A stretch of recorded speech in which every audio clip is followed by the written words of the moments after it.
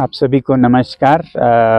इस अनशन के बारे में जो आप कवरेज कर रहे हैं, तो जैसा आप लोगों को मालूम है कि 6 तारीख से जो 21 दिन का अनशन हुआ, उसके ख़ात्मे के बाद फिर लद्दाख के जो महिलाएं हैं उन्होंने इसकी बागडोर संभाली और करते करते अभी 10 दिन महिलाओं का आज पूरा हो रहा है। और हम सबसे पहले तो पूरे लद्दाख की, भारत की ओर से लद्दाख की जो महिलाओं ने जो अपना डेडिकेशन दिखाया यहाँ इस मुद्दे के लिए, लद्दाख के मुद्दे के लिए, इस लद्दाख के भविष्य के लिए, उसका बहुत तहे दिल से शुक्रगुजार और बधाई देना चाहते हैं।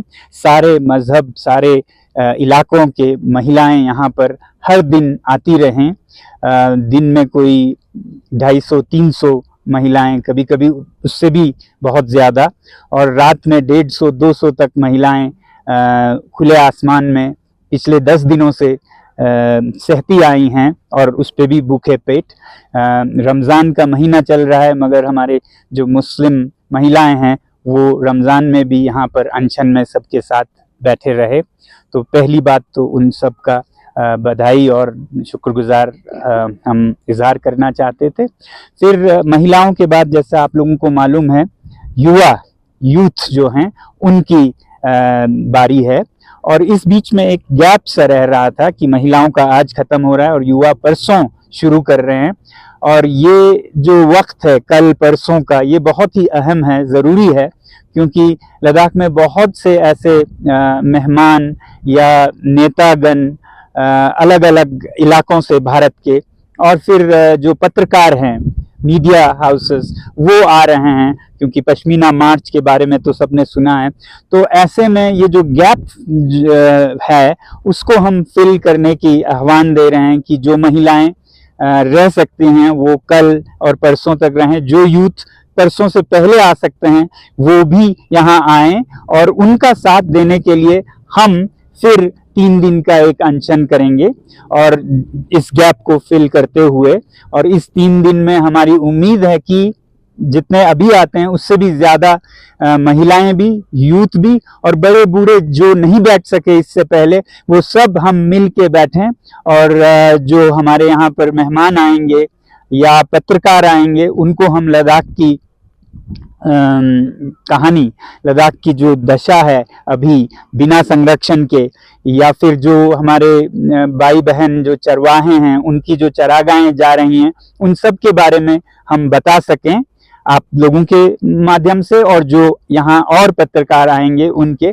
तो इसलिए हम कल से 3 दिन का एक अनशन करेंगे, और उस बीच में महिलाओं से फिर युवा अपना जिम्मेदारी भी लेंगे।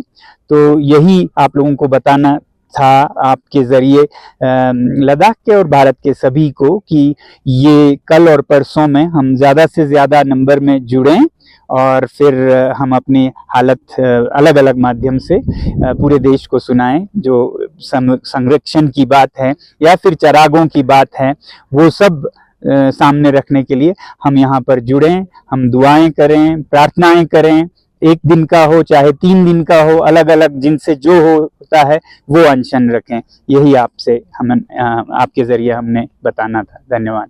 7 अप्रैल को कितने बजे शुरू होगा?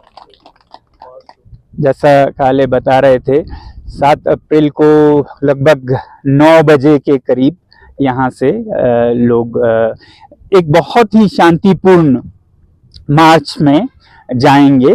मकसद ये नहीं है कि हम कहीं किसी को डिस्टर्ब करें या वो करें, सिर्फ हम अपने हालत को, अपने चरवाहे भाई बहनों के हालत को उजागर करना चाहते हैं, और वो इजहार करना, या अपने देश में चलने फिरने की आज़ादी हम समझते हैं हम सबको है। तो सुबह ही होगी। एडमिनिस्ट्रेशन की ओर से किस तरह का रिस्पॉन्स आ रहा है इसको, क्योंकि 7 तारीख को जिस पश्मीना मार्च की बात करें, तो एडमिनिस्ट्रेशन का क्या इस पे? ऐसा कोई 7 तारीख को हम कोई बड़ा जलसा जुलूस नहीं कर रहे हैं, तो इसलिए कोई उसका इशू नहीं होना चाहिए। हम खामोशी से अपने चरागों की तरफ जाएंगे, तो मुझे उम्मीद है कि इसमें कोई इशू नहीं होगी। इशू होगी तो फिर उसका मतलब ये लिया जाएगा कि छिपाने को बहुत है, दबाने को बहुत है। जितनी खुले छूट से शांतिपूर्ण मार्च हो उतना ही साफ और संदेश जाएगा कि भारत के शहरी भारत में कहीं भी जा सकते हैं, खासकर अपने चरागों में जा सकते हैं। तो मुझे उम्मीद है कि ऐसा कोई मसला नहीं होगा, क्योंकि ये पूर्णतः 100% शांतिपूर्ण मार्च होगा। इसमें कुछ भी अगर हो तो वो लोगों की तरफ से नहीं होगा।